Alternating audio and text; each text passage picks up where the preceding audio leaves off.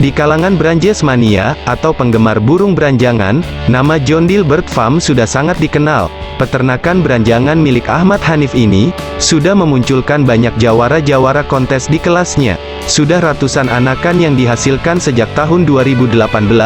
Untuk mengetahui bagaimana kisah sukses John Deere Bird Farm ini, maka simak terus tayangan ini. Jangan lupa like, and subscribe, untuk mendapatkan tayangan-tayangan selanjutnya.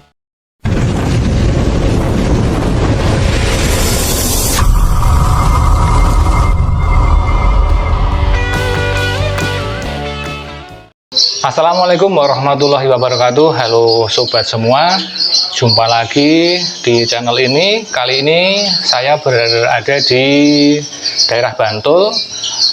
Saya berada di John Deere Bird Farm. Nah, bagi teman-teman kicau mania pasti sudah familiar dengan yang namanya John Deere Bird Farm. Nah, kali ini saya dengan juragannya langsung, Mas Hanif.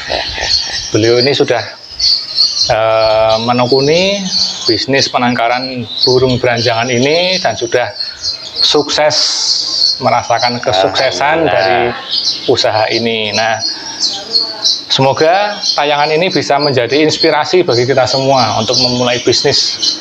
Nah, untuk mengetahui kisah suksesnya John Deere Bird Farm, maka saya ingin minta cerita dari jenengan, Mas. Ya, silahkan cerita apa saja yang lengkap tentang dari awal memulai bisnis ini hingga perjalanan sampai hari ini. Ya. Nah, bagi teman-teman silahkan simak video ini dari awal sampai akhir. Terima kasih Mas waktunya. Ini mungkin saya cerita dulu tentang ketertarikan saya dengan beranjangan ya. Ini kalau beranjangan itu boleh dibilang salah satu burung terfavorit bagi saya gitu. Karena saya kenal burung pertama kali itu burung beranjangan. Tugas saya dulu ngelola ya, ngelola anakan beranjangan. Dulu ayah saya yang sering cari di area persawahan di daerah Bantul ini banyak. Mungkin yang lebih terkenal daerah Sri Kayangan itu sebelah barat Kulon Progo ya, sebelah barat Sungai Progo. Ini kalau dari rumah saya ini mungkin cuman ke barat aja, nanti nyebrang Sungai Progo ketemulah Sri Kayangan. Jadi beranjangan spesies timur Sungai Progo itu boleh dikatakan sama, mirip gitu. Jadi sifat burung ini migrasi ketika area persawahan timur Progo itu kering, mereka akan cari makan di sebelah timur Progo dan beranak di situ gitu. Namun kemudian karena sekali lagi ya beranjangan itu kalau dikoleksi memang eksotik karena cara dia berkicau sambil keper terbang, kemudian dia koleksinya labu banyak, itu kan di pasaran kemudian mempunyai nilai ekonomi ya yang relatif tinggi itu dibandingkan burung lain. Nah itu terjadilah perburuan-perburuan liar. Kalau orang sini dulu cuma cari anakan. Nah ini karena di pasaran kemudian punya harga kan, orang-orang luar itu maaf ya, yang asal tangkep itu nangkep indukan sebagainya, sehingga sekitar 2000 tahun 2000-an itu 97 lah itu udah kita sulit sekali cari anakan beranjangan. Jadi boleh dikatakan punah itu. Sehingga saya tertarik untuk melestarikannya, cari beranjangan-beranjangan yang asli Jawa ataupun yang mirip dengan beranjangan Jawa, dengan kualitas beranjangan Jawa. Itu dari daerah Sumatera, dari daerah Kalimantan. Itu beranjangan-beranjangannya gede gitu. Beda dengan beranjangan timur ya. Maaf, mungkin ini kita membedakan klasifikasinya beranjangan di situ. Beranjangan timur sama beranjangan area barat gitu. Beranjangan timur relatif lebih kecil, suaranya volumenya tidak sekeras beranjangan di area barat, tidak sekeras Kalimantan, Sumatera, Jawa dulu. Nah, itu kemudian saya tertarik mencoba menangkarkan di tahun 2018, tapi saya mulai ngoleksi 2015-an tuh udah ngoleksi beranjangan-beranjangan gede gitu. Cuman ketika itu yang bisa produk baru satu betina. Pejantan saya belum punya siapan. Dari teman-teman komunitas, teman-teman beranjangan itu kemudian saya pinjam pejantan yang benar-benar siap gitu. kemudian saya tangkarkan, baru berhasil sekitar akhir tahun 2018. Dulu masih bagi hasil mas, ya pinjem jantan karena. Berarti perlu berapa tahun itu dari masa-masa pinjem sampai produksi pertama itu mas? Kira-kira karena itu saya punya betina udah nelor ya mas ya, jadi nggak lama sih, sekitar saya uji coba jantan pertama pinjem itu nggak isi telurnya, terus tuker lagi dari temen lagi nggak isi lagi, baru yang keempat itu baru bisa. Itu sekitar proses 5 bulanan mas, 5 bulanan baru bisa saya menangkarkan dan berhasil ada anakan yang dihasilkan. Nah mulai dari situlah saya mencoba mencari bahan-bahan lagi yang siapan untuk bisa diternakkan. Dengan kandang seperti tadi sudah diliput ya, dengan media kendil, sehingga kemudian saya namai Jogo Kendil itu karena jundil, dari kepanjangan dari Jogo Kendil itu memang karena proses penangkaran itu pakai kendil, kemudian indukan betina itu kan selalu menjagai telur dan menjagai anak di dalam kendil maupun di atas kendil. Itu perilakunya seperti itu, kemudian saya kasih nama Jogo Kendil. Saya dengarnya itu ya, kirain Joko Kendil saya kira. Ternyata Jogo ya, menjaga ya. kendil. Terus untuk ini ya, produk-produk itu sendiri memang ini relatif juga sih mas, tergantung karakter burung ya. Semua burung dari daerah Kalimantan maupun Sumatera atau yang dari Jawa itu punya plus minus. Biasanya burung biasanya ya, tidak semua burung, cuman kecenderungannya gitu, kecenderungan umumnya burung Kalimantan itu punya durasi lebih panjang. Misalkan satu lagu dia menembakkan itu lebih panjang, cuman volumenya tidak setebal burung Sumatera. Powernya gitu, powernya tidak setebal burung Sumatera. Dan kalau dilihat dari postur memang yang lebih serasi itu Sumatera, kepalanya lebih gede, batikannya lebih bagus. Kalau Kalimantan, kalau model-model kenari dia bagus karena jinggring gitu, jinggring gulune delancing cilik itu. Kelebihan dari Kalimantan lebih ke durasi, sehingga sering kita menyilangkan gitu. Dan ada juga yang dari silangan Jawa kita silangkan. Nanti kita cari yang setelah usia-usia anakannya usia-usia 6 bulan 8 bulan baru kelihatan mana yang potensial untuk bisa kita lombakan gitu. Dan selama ini alhamdulillah kita mencoba melatih anak-anak hasil breeding kami di kontes-kontes ya, kontes-kontes beranjangan. Karena ya, kalau bicara kontes beranjangan ini sekarang baru hit-hitnya mas ya. Hampir tiap bulan itu event setingkat nasional ada ya. Kalau lokal-lokal itu mingguan ada per daerah itu ya. Alhamdulillah untuk beberapa ring jundil yang sudah kami rilis di daerah Bandung, khususnya daerah Tasik, itu juga prestasinya lumayan gitu. Ada yang selalu masuk 3 besar, ada yang 10 besar gitu. Dan yang kami pegang sendiri juga akhir-akhir ini lumayan setingkat kompetisi tingkat nasional gitu di area-area Jogja dan sekitarnya juga selalu masuk 3 besar. Gitu. Nah, sobat semua, kalau kamu mau burung dengan terah juara, di sini tempatnya. Oke mas, lanjut mas. Ya, siap. Untuk produksi sendiri ya, produksi ya alhamdulillah lancar lah mas ya. Memang bulan-bulan tertentu seperti bulan ini ya, ini bulan Maret, ini memang masa-masa baru proses indukan pada mau selesai ganti bulu. Jadi di awal tahun ini memang produksi hampir di semua peternak burung beranjangan saya kira itu pasti sedikit-sedikit ya, karena pas masa di mana indukan itu proses pergantian bulu. Nah, nanti mulai April biasanya paling optimal itu antara Juni sampai Oktober, itu produk paling optimal ya. Kalau boleh dibilang itu kalau untuk permingguannya lumayan lah, kita bisa PI-an antara 12-an itu pasti gitu, setiap minggunya ya. Tapi kalau bulan-bulan seperti ini bisa paling seminggu 3 ekor 4 ekor gitu. Karena ya memang banyak indukan yang ambrol. Nah, kemudian karena event-event kompetisi ataupun perlombaan beranjaan ini sampai saat ini masih seru, sehingga proses penjualan anakan pun kita nggak kerepotan gitu. Artinya teman-teman yang di lapangan yang menyiapkan dari trotolan diolah untuk dimasteri, sehingga ketika diadu di lapangan dengan hasil lagu yang istimewa, kemudian penilaian yang dari berbagai kategori itu bisa masuk, itu memang disiapkan dari trotol. Ini kebutuhan akan trotol untuk persiapan lomba juga relatif tinggi gitu. Sehingga kalau boleh dibilang pasaran bagi saya selama ini di area Jawa masih lumayan banter gitu. Mulai dari area Jawa paling barat sampai Jawa yang paling timur masih lumayan gitu, masih lumayan banter gitu. Ya ini memang di samping kita sendiri banyak relasi di komunitas-komunitas beranjangan per daerah itu ada, per kabupaten itu ada itu.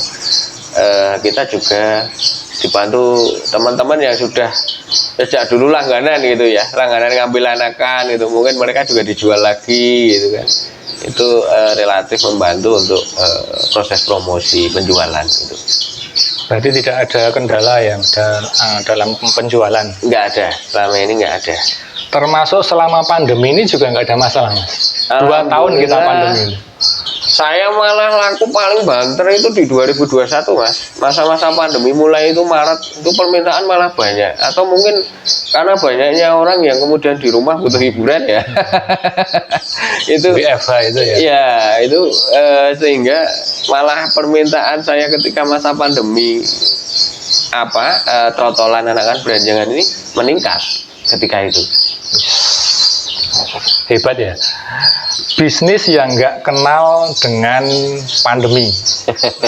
Dikala semua orang terkena dampak pandemi, nah ini bisnis ini tetap jalan terus, bahkan stabil, harganya stabil, pasarannya stabil. Jadi mau ngomong apa lagi? Kalau mau bisnis ya, ini bisa jadi alternatif kita. Kalau mau belajar bisnis, Mas, itu bisa nggak misalnya datang ke sini belajar mulai dari nol sampai? Ya boleh, Mas ya. Banyak teman-teman di Jogja yang ya sering sharing kemari gitu ya, sharing. Dulu dia punya koleksi beranjangan, pengen ditangkarkan gitu, tapi saya lebih dulu memulai bisa menangkarkan terus sharing. Banyak teman-teman yang sudah kemudian berhasil juga gitu menangkarkan dengan sharing kemari gitu, melihat langsung kandang ternak, kemudian nanti Mas Api cara membesarkannya gimana, menyuapinya gimana, proses penjodohan dulu gimana, itu boleh, bagi saya tidak ada masalah gitu ya untuk belajar menangkarkan burung beranjangan ini. Nah, ini Mas mau tanya, misalnya saya belum pernah menangkarkan burung apapun itu.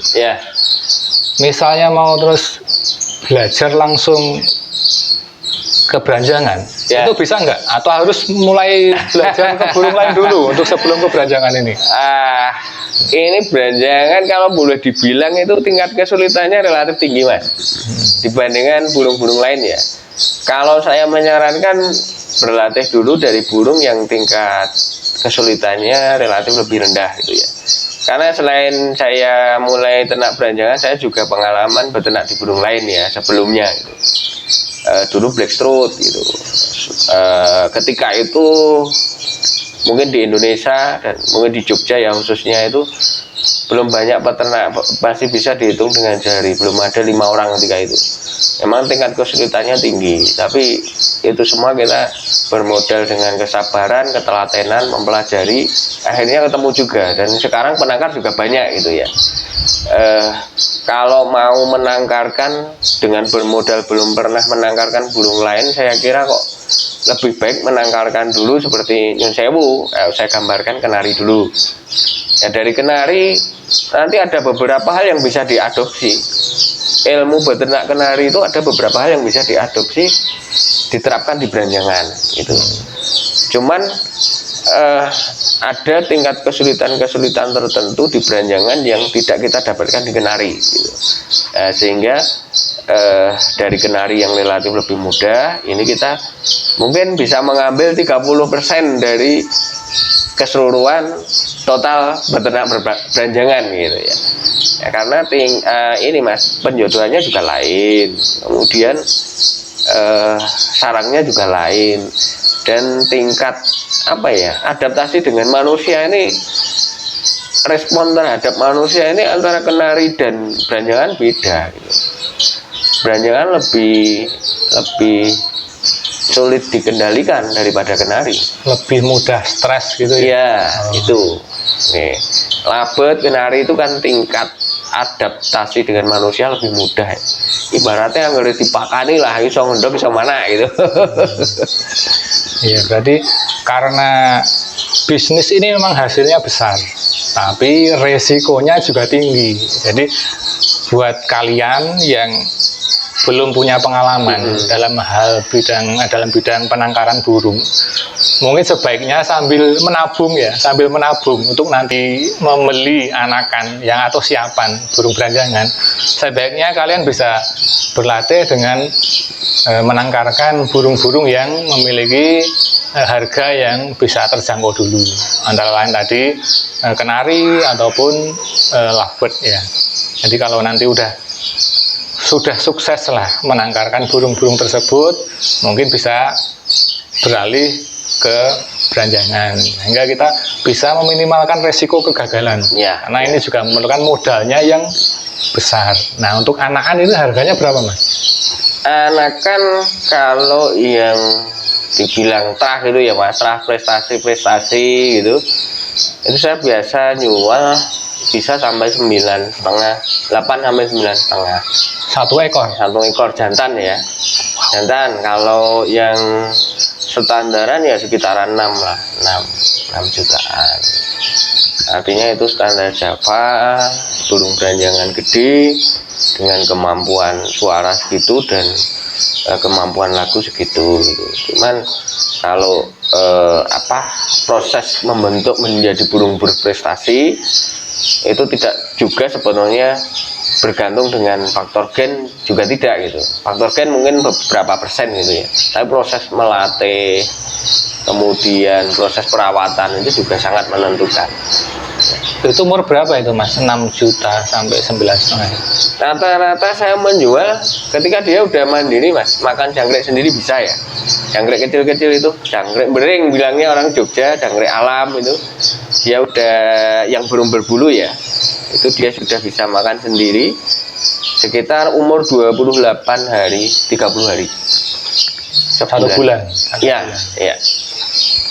Nah, dengar sendiri toh, umur 1 bulan aja harganya 6 juta sampai 9,5 juta. Nek mati terus piye? Dipelihara mati, resikonya kan gede. Nah, maka sambil kita mengumpulkan uang, sambil kita melatih pengalaman untuk menangkarkan burung-burung yang lain dulu. Nanti kalau udah bisa, baru kita bisa sekaligus mencoba, sekaligus belajar di sini. Nah, untuk indukan siap telur berapa Mas harganya? Siapan mau telur gitu. Siapan bertelur ya. Jantan ini Mas, masalahnya jantan tuh relatif mahal sampai saat ini ya. Kalau kelasan standar rumahan artinya hanya untuk ocehan gitu ya, dan itu siap untuk ngawin, itu ya sekitar 15-an lah. Satu ekor? Satu ekor. Kalau satu pasang? Satu pasang mungkin 22,5 lah itu ya. Kita 22,5. Betina paling ya 6-7 lah. Siapannya 6-7 sekitar itu. Tapi kalau kita bilang burung yang sudah pernah kontes, ini mahal banget gitu, mahal banget. Ya 25 up lah satu ekor. Ya burung-burung yang pernah kontes tempat saya itu 40 up Mas penawarannya, yang pernah kontes ya. dia masuk 5 besar atau berapa gitu pasti 40 up. 40 juta bro. Luar biasa. Makanya kan resikonya kan tinggi, kalau itu kan langsung kita nekat, belum punya pengalaman, langsung pelihara burung ini mati. Buang satu motor. Nah, oke mas, minta tips-tipsnya mas, lain itu ada nggak? Ya yang penting ketika kita memelihara beranjangan ataupun menangkarkan gitu ya, pertama ketelatenan memang mas ya, ketelatenan, kesabaran, terus kita juga ngopeni makhluk hidup ya pangannya ya sing tenanan lah gitu. Jadi EF, kebutuhan ekstra foodingnya jangkrik itu ya tiap pagi sore harus dikasih, itu paling nggak ya tiap ekor itu kalau pagi ya 3-5, sore juga 3-5 itu harus terpenuhi. Makanan pokoknya bijian itu juga harus terpenuhi gitu. Kalau kita berbicara untuk memelihara dan untuk proses menangkarkan burung itu ya, kalau ditangkarkan artinya dia ketika usia udah siap kawin, yang betina siap dikawin, yang jantan siap kawin ya tinggal nanti dimasukkan dalam box seperti tadi. Terus cuman nanti EF-nya agak tambah ketika untuk proses produksi ya. Itu. Lain lagi kalau burung mau dicetak lapangan ini lebih ribet mas, lebih ribet ya. Artinya sejak mulai dia usia 1 bulan itu harus intensif kasih makan jangkrik, dan dia harus komunikasi terus dengan manusia. Paling enggak 2 jam sekali dia dikasih makan jangkrik, dan itu harus pakai tangan.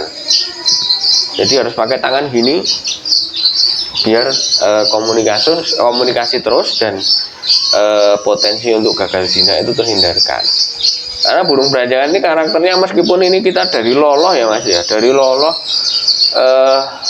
manusia sejak dia belum melek matanya ya, tapi ketika mandiri dia dibiarkan mandiri, bisa makan sendiri, ditaruh digantang gitu aja tanpa ada proses komunikasi ngasih makan, itu pasti gagal zina. Risikonya beranjangan seperti itu. Dan kalau gagal zina ini agak kerepotan ketika nanti proses, apalagi mau dicetak lapangan, ini agak sulit gitu. Kalau untuk ditangkarkan ya nanti nunggu masa birahi dia relatif agak jinak sih memang. Nah itu kalau untuk ditangkarkan ya intinya pada ketelatenan mas. Nah kendala-kendala yang biasa ditemui itu apa mas? Mulai dari kecil sampai ditangkarkan. Pertama mungkin dari usia anakan ya mas ya. Usia anakan itu rentannya nanti di pencernaan. Kita harus ngontrol yang namanya kotoran, bentuk kotoran burung itu seperti tadi kami ceritakan itu ya. Jadi ketika usia di bawah sebulan itu selalu kita pantau dia kotorannya bentuknya bentuk yang memenuhi standar atau enggak gitu. Ketika encer ya harus kita treatment, kita obati gitu. Kendalanya mungkin kalau anakan di situ mas, itu ya. Nah ketika usia 1 bulan sampai 3 bulan seperti tadi, resikonya biasanya di gagal jinaknya. Itu mudah stres gitu ya. Ya, lihat orang langsung lapak sampai dia bonyok-bonyok berdarah-darah itu biasa kalau yang namanya gagal jinak kasusnya semacam itu. Nah itu memang treatmentnya seperti tadi, harus komunikasi, ngasihnya pakan supaya dia benar-benar tergantung dengan orang dulu. Ketika nanti usia udah 3 bulan, karakter dia udah terbentuk mas, dia dimandirikan udah jinak, sampai dewasa dia jinak, cenderungannya gitu ya. Asal tidak ada peristiwa yang benar-benar dia bikin kaget, misalnya tubruk kucing ngopi kurungannya, lah itu lain ceritanya ya. Tapi kalau terkondisi 3 bulan up itu dimandirikan udah nggak masalah tuh. Terus kalau kendala yang lain, kalau untuk cetak lapangan ya mastering, proses mastering, pemasteran. Karena kalau bicara untuk penyiapan kontes, lagu harus bagus. Nah ini kita cari master ya, master yang bener-bener receh, yang sering bunyi gitu. Kalau master mahal, lagunya istimewa tapi nggak receh juga percuma gitu. Akhirnya dia kemasukan dari materi-materi isian yang kurang bagus. Ini juga bikin kita kurang bisa menerima keadaan itu dengan sesuai harapan kita gitu. Nah terus kalau penjodohan ya ini benar-benar kita juga harus mengkondisikan betina itu benar-benar sudah siap dan birahi untuk dikawin gitu. Kalau enggak nanti betina belum siap sementara pejantan birahinya over gitu ya. Itu yang terjadi pembantaian nanti. Betina pasti dibantai oleh jantannya karena kesiapannya tidak berbarengan gitu. Ya yang penting atau syukur malah yang penting itu betinanya udah siap, jantannya antaranya siap pora gitu ya. Nanti lihat betina biasanya dia siap gitu. Ya, tuh. Terus kalau kendala yang lain mungkin juga adaptasi terhadap sangkar tadi. Dia kalau kurang nyaman nanti telurnya nggak di sarang, di luar sarang gitu, ting cacar itu mas. Ya itu bisa disiasati dengan telur dimasukkan mesin netas supaya terselamatkan ya anakannya nanti. Kalau enggak ya dengan baby sister menggunakan kenari sebagainya dititipkan di kenari itu bisa gitu. Kalau nanti udah netas ya seperti tadi kita terapkan proses nyuapinya. Kalau mau dilolohkan induk ya tunggu sampai 5 hari baru kita pisah dari induk. Kalau mau diloloh orang ya nanti 2 jam sekali harus ngoloh dengan, kalau saya dengan jangkrik, mungkin buat ternak lain dengan kroto itu ada juga gitu. Tinggal pengalaman masing-masing ya. Yeah. Jadi memang pengalaman itu sangat menentukan dalam keberhasilan menangkarkan burung ini. Yeah.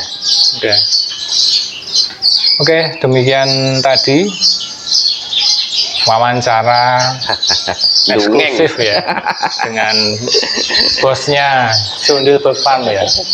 Semoga tayangan kami bisa menginspirasi kalian semua untuk dalam hal memulai bisnis. Dan semoga tayangan ini berguna buat siapa saja yang menonton tayangan ini. Oke, dari kami cukupkan sekian. Sampai jumpa dan salam sukses.